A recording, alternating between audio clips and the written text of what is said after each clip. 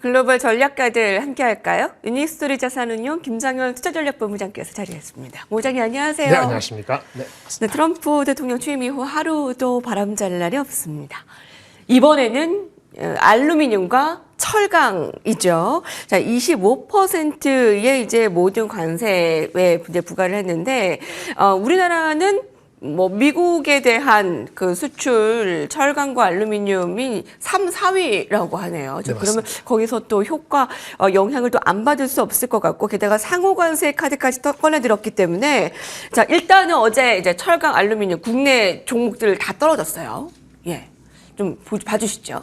네, 철강가 아마 20개 종목 정도가 철강 관련되는 종목인 것 같은데 한 거의 1% 빠졌더라고요. 장중에는 뭐 포스코홀딩스는 상당히 많이 빠지다가 좀 말아 올리긴 했는데 현대제철을 포함해서 많이 빠졌죠. 당연합니다. 왜냐하면 우리가 3위, 4위인데 다 똑같이 맞았다고 하지만은 그 수혜가 어디로 가죠? 만약에 관세를 매기면은 그 미국에 있는 철강 업체한테 더 자국산을 많이 쓸 거기 때문에 어쨌든 수입이 줄 겁니다. 수입이 만약에 우리가 더 줄지 캐나다나 다른 나라가 더 줄지는 모르죠. 그렇죠? 근데 일단 관세를 막았으니까 우리 그러면 그 물량은 만약에 경쟁이 심해지면은 그 물량이 어디로 나오겠어요? 미국 아닌 지역으로도 나오겠죠. 미국이 아닌 지역에서 그 물량이 같이 싸우기 때문에 가격에 압력을 받습니다. 그러니까 수익성이 악화되는 거예요. 그래서 미국 수출 물량이 어떻게 될지는 모르죠. 똑같이 관세 맞았으니까. 하지만은 그 물량이 어딘가에서는 다른 지역에서 팔려야 되는데 그거 마찬가지로 거기서 경쟁하는 거니까 안 좋은 거고요. 사실은 철강보다 더 심각할 수 있는 거는 또 자동차에 대한 임팩트입니다. 아, 자동차요. 왜냐하면 우리 현대제철 같은 경우도 그렇고 어느 나라도 그렇고 미국에 있는 자동차 업체들한테 철강을 파는 건데 한국에 아마 그 현대차와 기아가 미국에서 작년에 한 36만 대, 35만 대를 생산했을 겁니다. 아마 생산했을 텐데 그거 물량 철강 어디서 오자면 한국에서 가져오거든요. 현대제철이. 근데 그거 수출하는데 관세 맞고 하면은 원가가 올라가든지 뭐 그렇게 문제가 되는 거잖아요. 그래서 자동차한테도 파생 효과가 있기 때문에 그게 더 이슈다라고 볼 수 있겠고요. 하지만 미국 입장에서는 미국의 이게 인플레 유발되는 건 아무것도 없습니다. 미국 입장에서는 크게 손해볼 수 없는 게 이게 임팩트가 뭐 철강하고 그것이 전체 얘네 그 GDP에 차지하는 비중이 얼마 될 것 같아요? 수입하는 물량이 0.2%밖에 안 됩니다. 그러니까 관계없어요. 그래서 우리 다른 관계되는 나라들이 철강을 미국에서 박치기 싸우든 딴 나라에서 또 박치기하고 싸우든 이런 거니까 그리고 자동차의 원가가 올라가는 거니까 당연히 안 좋은 거고요. 사실은 근데 우리나라도 이게 크진 않아요. 그렇기 때문에 그 섹터는 안 좋은데 전체적으로는 반도체라든지 자동차 그다음에 다른 보편 관세, 상호 관세가 더 중요하기 때문에 아직 오늘 내일 조금 더 여파는 이 외에도 지켜봐야 될 것 같습니다. 네. 네, 조금 급락이 말아 올려졌던 이유는 이 이제 관세에 대한 부분이 협상의 도구로 좀 사용되지 이게 확실히 이제 정해진 게 아니기 때문에 좀 더 분위기를 봐야 된다라고 하셨는데 그럼 당분간 자동차 쪽은 좀 유의를 해야 될까요? 좀 마찬가지 이게 예. 협상인지 아닌지 하면은 모든 게 관세가 다 쓸데없는 짓이었어라고 하면은 다 아무 무리가 없는 건데 어쨌든 협상이라 하더라도 협상이 완전히 아무것도 없이 된다고 또 가정하면은 주가 다시 올라가겠죠. 그럼 자동차도 아무 이유가 없겠죠. 네. 근데 지금 여파가 있다고 보면은 자동차 있고 한국에 대한 보편 관세, 그다음에 다른 종목 반도체라든지 이런 건 지켜봐야 되는 거잖아요. 근데 이게 중요한 게 뭐냐면은 뭐 관세를 받지 않습니까? 그럼 그 섹터의 철강 제품, 반도체 제품, 2차전 제품, 셀 제품이 그 나라에서 가격을 정가시킬 수 있을 정도로 많이 찾는 제품이에요. 이게 중요해요. 지금 철강 얘기하셨죠? 더 중요한 건 변압기도 관세를 맞을 수 있어요. 그럼 변압기는 그러면 우리가 지금 잘 팔린다 그러는데 네. 미국에서 그걸 가격을 정가시킬 수 있을까요? 없을까요? 그렇죠. 그것이 그 제품마다 다릅니다. 초고압 변압기는 거기가 쇼테지이기 때문에 가격을 정가시켜서 팔 수도 있을 거라고 생각을 가질 수 있고 배전기 같은 거는 경쟁이 심하고 거기 내수적인 자생으로 생산해서 할 수 있는 게 있기 네. 때문에 그 배전기 쪽은 또 가격 정가가 쉽지 않아요. 예. 근데 뭐가 됐든 간에 변압기 쪽도 미국이 좀 할 수 있다 싶어서 어저께 그 전력 변압기가 내려간 이유 중에 그거 있는 거고요. 미국의 변압기 쪽은 안 빠지죠. 자기네 자체적으로 또 할 수 있다고 보는 거니까. 네. 근데 실질적으로는 초고압 변압기는 한국 업체들의 어떤 그 파워가 있기 때문에 결국은 정가시킬 수 있는데 네. 배전기 같은 거는 영향이 좀 있다. 그래서 주가가 빠진 거는 구분이 돼야 되는데 어저께는 구분이 안 되겠죠. 예, 그렇군요. 당분간 이와 관련해서 철강, 알루미늄, 자동차, 그리고 배전기, 전압기 종목들까지 좀 살펴보시죠. 자, 그런 가운데 어제 삼성전자는 아주 반갑게 상승이 나홀로 급등으로 시현이 됐습니다. 어떻게 좀 살펴볼 수 있을까요? 네, 세 가지입니다. 가장 중요한 건 HBM4 엔비디아 콜인데 그건 안 났어요. 그럼에도 불구하고 주가가 많이 빠졌기 때문에 삼성전자의 실질적인 이익, HBM이 아주 많지는 않으니까 실질적인 이익은 뭐냐면은 레거시 제품에 대한 수익입니다. 레거시, 그 다음에 HBM이 HBM인데 엔비디아 향이 아닌 범용화되지 않은 에이징용 HBM. 한 2개월부터 좀 어텐션 받고 있는 거. 그 다음에 또 하나는 실질적으로 1, 4분기 영업이익의 60%, 70%를 차지한다는 휴대폰. 이 세 가지 쪽에서 긍정적인 조짐 내지는 루머가 나왔습니다. 첫 번째, 레거시는 낸드부터인데요. 낸드가 가장 마진이 안 좋은 건데 이쪽에서 시장 재고가 좀 흡수돼서 현물 가격이 올라갈 수 있다. 일부는 현물 가격을 인상을 통보했다. 이런 기사가 대만 기사로 나왔어요. 그래서 레거시 비중이 많은 삼성전자가 하이닉스보다는 조금 더 수급 개선에 효과가 있는 거고요.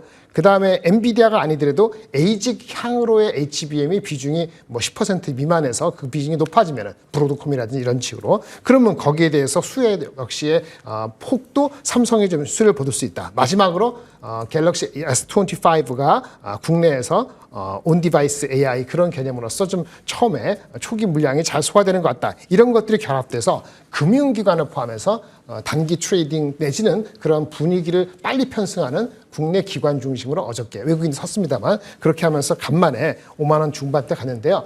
제가 봤을 때는 그 1차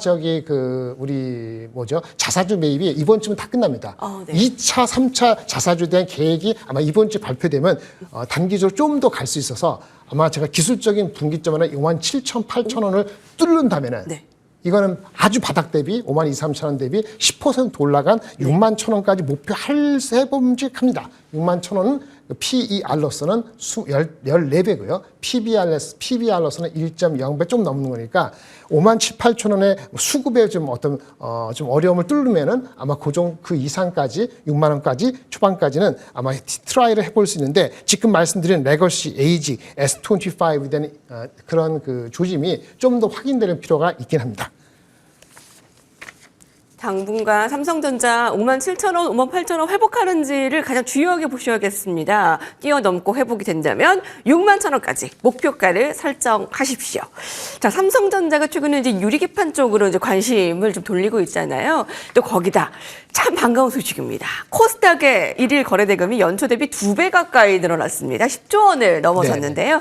그 안에는 코스닥 시장에서 뭐 로봇도 있습니다만 유리기판 이제 주목도가 아주 이 큰 성장세로 좀 주도를 나타내고 있어요. 뭐 AI 반도체 그 다음 타자로 이 유리기판을 테마 이상으로 봐도 되는 것인가요? 어떻게 보세요? 네, 지난번에 몇 번 나와서 말씀드렸는데 이제는 예전보다는 양산이 빨라질 수 있다는 기대감이 작년 연말 올 초에 들어오면서 빨라졌기 때문에 관련되는 뭐 삼성전기랄까 필요옵틱스랄까 이런 주식들이 연일 강세를 보이고 있고요.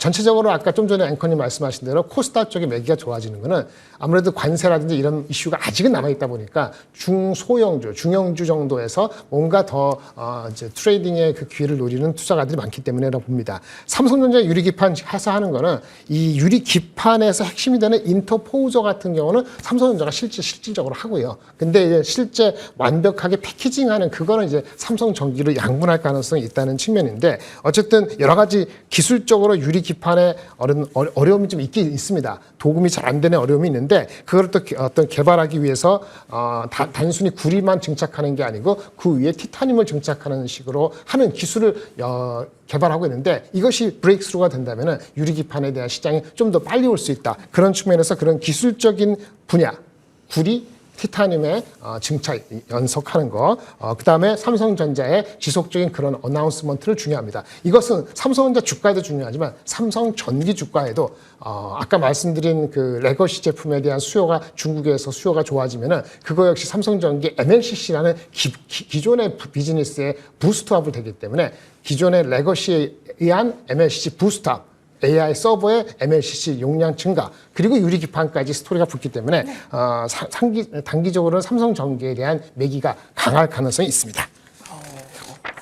워낙에 이제 반도체 쪽을 전반적으로 다 짚어주시니까 이제 TSMC 실적 나온 부분도 좀 간략하게 짚어주시면서 그 전략면으로 좀 더 길게 좀 보면 좋을 것 같아요. 코스피 코스닥 국내 시장에 대해서요. 네, TSMC 실적 1월달 실적은 한 36% 증가됐는데요. 얘네들이 1월 21일 날인가 그 지진이 났죠. 그 지진 여파 때문에 조금 영향이 있는 것 같아요. 그래서 원래 연초나 작년 연말에 얘기했던 올해 1, 4분기 TSMC에 대한 기대치는 하단 정도로 잡힐 것 같습니다. 그래서 오늘도 TSMC가 다른 것보다는 많이 올라가지 못했는데 크게 이슈는 아니고요. 더 중요한 거는 TSMC가 미세 공정 말고 17나노, 14나노 제품, 16나노, 14나노 제품이 있는데 이거에 대한 것을 패키징을 하는 것을 어프로브된 공인된 후공정 업체한테 더 맡겨야 된다 이런 얘기가 나오면서 그것이 한국 업체한테도 간여가 된다. 한국의 후공정 업체도 수혜가 가능성이 있다. 이런 기사 좀 보시면 될 것 같고요. 후공정 쪽. 네, 네. 그 두산 테스나나 이런 것들이고요. 네.